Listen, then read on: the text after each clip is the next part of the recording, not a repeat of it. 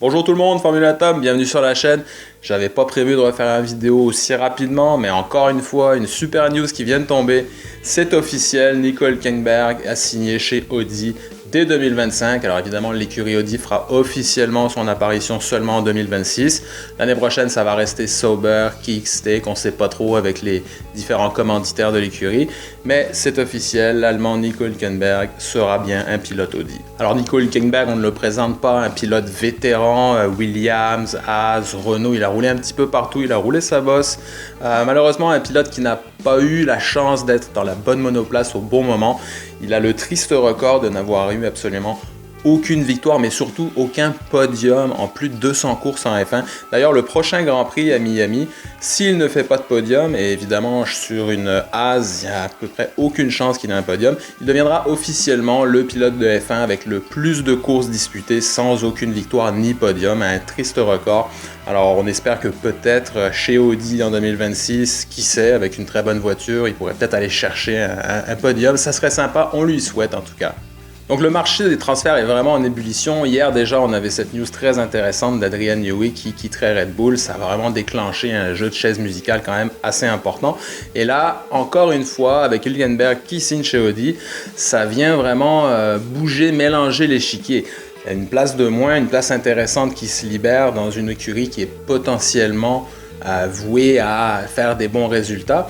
Audi, on sait, une machine allemande. Alors, est-ce qu'il voudrait émuler un petit peu comme Mercedes avait fait à son retour avec deux pilotes allemands, Rosberg et Michael Schumacher? Ça n'avait pas été très long avant qu'il décroche des podiums, des victoires, et ensuite, on le sait, ça a été un rouleau compresseur qui est allé chercher un nombre incroyable de titres constructeurs et pilotes. On le sait, Audi ne sera pas là pour faire de la figuration, ils investissent.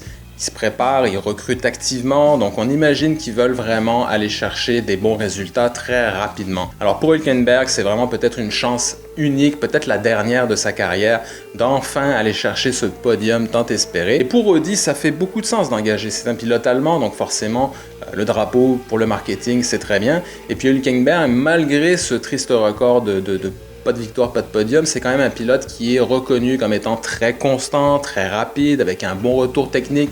Donc c'est certain que pour une écurie qui débute, ça va être vraiment un atout considérable d'avoir Hülkenberg dans ses rangs. Le dernier facteur à considérer qui a son importance, c'est le deuxième baquet. On a Carlos Sainz, on le sait, qui n'a toujours pas de contrat.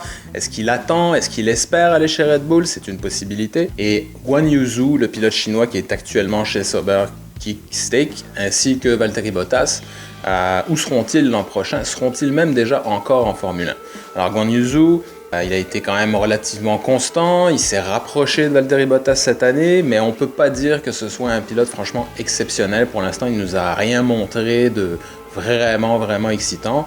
Et Valtteri Bottas, ça a été un excellent pilote numéro 2 chez Mercedes. Depuis qu'il est chez Sauber, on sent qu'il est plus relax, il s'amuse, il profite de la vie, il pilote. On peut même se demander s'il s'investit vraiment très sérieusement, étant donné que maintenant il est dans une monoplace qui ne lui permet même pas de marquer des points régulièrement. Alors, est-ce que Audi va vouloir conserver Valtteri Bottas, encore une fois, pour le lancement de son écurie officielle en 2026, afin de participer au développement technique de la voiture avec Nico Hülkenberg, ou est-ce qu'ils vont aller chercher un nouveau pilote? Est-ce qu'ils vont réussir à recruter Carlos Sainz? Est-ce qu'ils vont aller chercher un autre pilote allemand pour vraiment émuler complètement ce que Mercedes avait fait au début des années 2010? C'est une inconnue, on devrait en savoir un petit peu plus au fil de la saison, mais ça reste quand même encore très excitant pour ce marché des transferts. Voilà, c'est tout pour aujourd'hui. Je vous remercie d'avoir écouté. J'espère que ça vous a plu. N'oubliez pas de liker, laisser un commentaire aussi. Et si vous voulez qu'on en discute, ça me fait toujours plaisir de vous lire et de vous répondre. Si vous n'êtes pas abonné, allez-y, ça coûte rien. Ça vous donne une petite notification quand je pose un nouveau vidéo. Et puis, merci encore. Je vous dis à la prochaine. Salut!